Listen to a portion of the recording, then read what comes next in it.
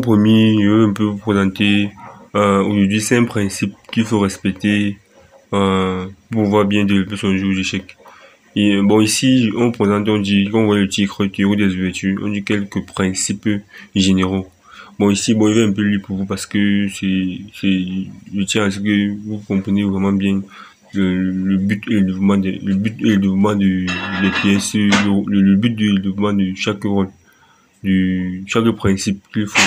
Bon, pour le premier principe, on a le développement rapide de toutes les pièces.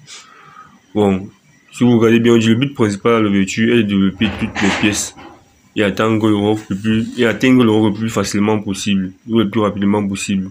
Certaines personnes ne savent pas roquer, mais ça veut le temps qu'on dit roquer, vous allez voir, on a mis, si vous regardez l'image l'image de référence, il y a le roi qui est sur la case, qui est sur la colonne G, la tour qui est sur la colonne F. Quand on dit roquer, c'est changer la position des pièces du roi et de la tour. Il y a le grand roc et le petit roc. Vous allez voir comment je vais faire un petit exemple de petit roc. Après, on dit l'ouverture est terminée quand les deux joueurs ont leur tour connecté.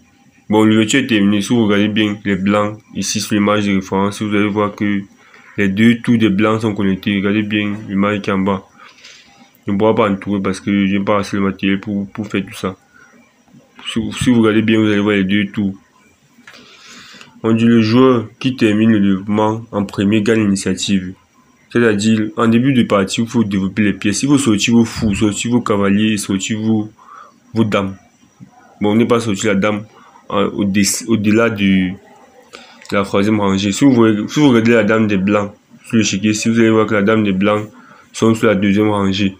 Si vous regardez la dame des noirs, vous allez voir que la dame des noirs sont encore dans sa case initiale.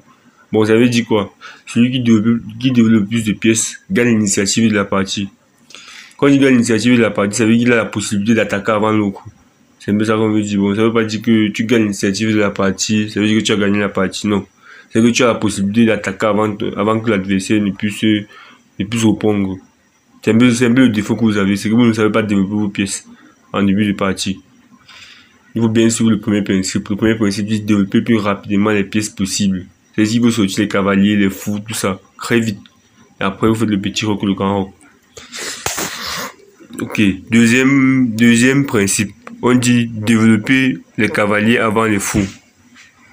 En général, il faut savoir que les cavaliers sont plus importants que les fous, généralement. Parce que lorsque le cavalier sort, il a la possibilité de conquérir le centre de l'échiquier. Or, le fou n'a pas cette possibilité. Quand je le sens que ce sont les cases D4, D5, E4, E5. Vous avez besoin qu'ils lisent l'échiquier, ils vont savoir de quoi ils parlent. Pour les autres, vous allez vous adapter avec le temps. On dit alors que les fous peuvent conquérir plusieurs cases depuis les positions d'origine, il n'y a pas de position obstruant sur leur chemin.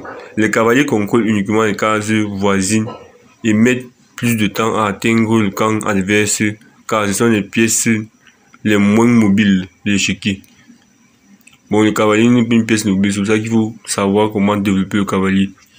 N'oubliez pas le deuxième principe, développer les cavaliers avant les fous, car il permet de conquérir le centre. C'est un peu comme ça que moi je prends ça comme référence. Troisième principe du jeu. Ici on a mis l'image du deuxième principe. Si vous voyez l'image du deuxième principe, la référence du deuxième principe à l'image, c'est-à-dire développer les pièces avant les fous. Troisième principe, c'est ne pas déplacer la pièce deux fois en ouverture. Bon, lors de l'ouverture, il y a certaines personnes qui aiment déplacer les pièces, c'est-à-dire il a déplacé le cavalier. Du fait qu'on dit que le cavalier par là en aile, il fait. C'est une faute tactique. Si vous regardez comme l'image de référence dit, c'est une faute tactique qu'il a fait. Lorsque vous déplacez vos pièces, il faut déplacer vos pièces une seule fois en ouverture, généralement. On n'a pas dit. Bon, lorsque vos pièces en prise, là, vous pouvez déplacer une deuxième fois. Mais généralement, en ouverture, il faut déplacer vos pièces une seule fois. Attendre que l'adversaire développe ses pièces. Ça veut dire celui qui gagne l'initiative, généralement, c'est celui qui n'a pas déplacé ses pièces plusieurs fois en ouverture. Certaines personnes parfois manquent les idées. Ils ne savent pas qu'il faut développer les pièces avant de penser aux idées du jeu. Bon, au lieu de déplacer tes pièces plusieurs fois, déplace ta pièce une fois, après tu déplaces l'autre pièce une fois, après tu déplaces l'autre pièce une fois, après tu pousses un petit pion, après tu fais ton petit roc, c'est tout. C'est bon ça qu'on va avoir d'avoir un bon niveau. On dit essayer de déplacer toutes les pièces dans la meilleure position possible au premier coup. C'est une perte de temps de déplacer la même pièce plusieurs fois lors de l'ouverture. Et cela va vous coûter l'initiative du jeu. Ça veut dire la personne qui a la possibilité d'attaquer.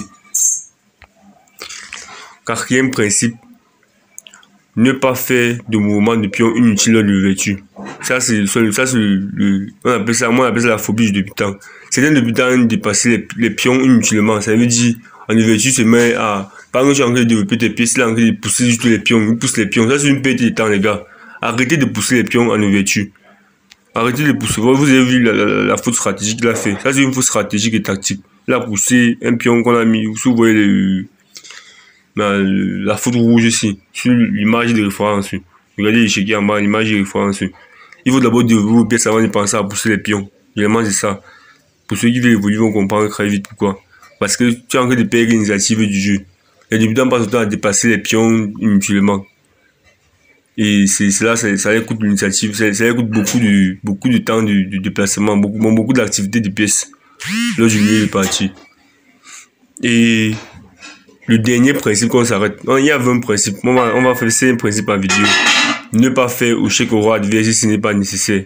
Il y a certaines personnes qui ont la possibilité de faire échec au roi adverse, c'est pas ça, ne pas faire échec au roi adverse. Il y a aussi la possibilité de faire échec au roi adverse, il ne sait pas qu'en réalité, d'aider le roi adverse à développer ses pions. Bon, il faut bien comprendre. Est-ce que vous faites un échec inutile, vous aidez l'adversaire à développer son pion parce que vous n'avez pas sacrifié beaucoup d'âme. Parce que si vous faites échec, il protège avec un pion, là vous avez perdu un temps de développement et vous l'avez aidé à pousser un pion pour protéger encore son roi. Parce qu'il ne faut pas oublier que le jeu d'échec c'est la protection du roi avant tout. Bon, on va faire un résumé de tous les principes. Les 5 premiers principes qu'on a présentés aujourd'hui. Premier principe, développer les pièces le plus rapidement possible. Deuxième principe, développer les cavaliers avant les fous. Troisième principe, ne pas déplacer la pièce plusieurs fois à l'ouverture. Quatrième principe, ne pas faire de mouvements inutiles de pion lors de l'ouverture. Et cinquième principe, ne pas faire échec au roi inutilement. Pour ceux qui ont compris, ils essaient d'appliquer d'abord ces 5 principes dans leur jeu. Après une semaine, on va voir ce que ça va donner. Moi, je vais essayer de vous laisser une semaine pour appliquer les principes. Parce que je n'ai pas assez de temps pour attendre que tout le monde s'accorde. Ceux qui vont progresser, vont progresser. Moi, je ne demande pas à qui progresse, qui écoute la vidéo, qui n'écoute pas. Non, je ne demande pas ça. Ceux qui écoutent ont écouté. Ceux qui n'ont pas écouté, c'est tant mieux pour eux. Moi, je ne peux pas contrôler ça. Je ne peux que faire les vidéos pour vous aider.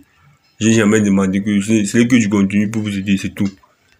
Et pour ceux qui veulent progresser, qui veulent plus de compréhension, vous m'écrivez, je vais mieux vous expliquer dans une autre vidéo référence. C'est là où je veux pas, quand je passe le matériel pour pouvoir faire des vidéos de qualité.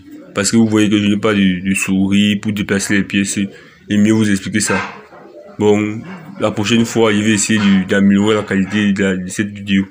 Mais pour le moment, vous allez un peu essayer de faire avec. Parce que ce n'est que ça que j'ai pour le moment. Bon, pour ceux qui ont bien compris, c'est une bonne chose. Pour ceux qui n'ont pas très bien compris, avec le temps, vous allez comprendre. Bon, à la prochaine vidéo, les gars.